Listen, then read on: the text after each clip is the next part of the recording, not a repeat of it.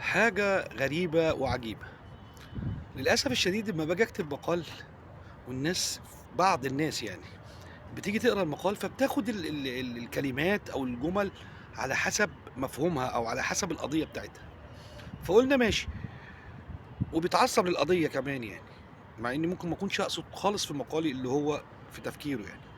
إمّا أعمل فيديو، طَب الفيديو أنت شايفني صوت وصورة وباتكلم، برضه بياخد الفيديو ممكن يكون موجه لمصر بحالها، بياخدوا لحاجة خاصة، حاجة شخصية أو قضية هو بيدافع عنها، سواء كسبانة أو خسرانة أو هيخسر منها ناس كتير.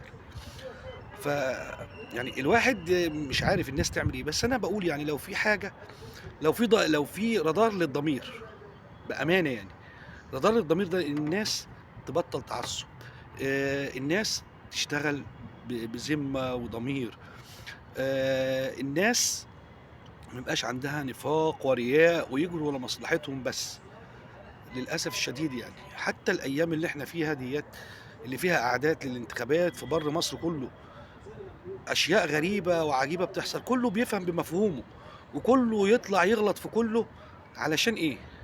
لو في رادار للضمير بجد وعليه غرامات، أكيد الناس هتُقف عن اللي بتعمله، بس للأسف الشديد يعني الناس مستمرة النهارده بتدعو للفضيلة، الصبح تلاقيها بتشتم في بعضها. فنفسي الناس تفهم إن دي دنيا، بس مش أكتر.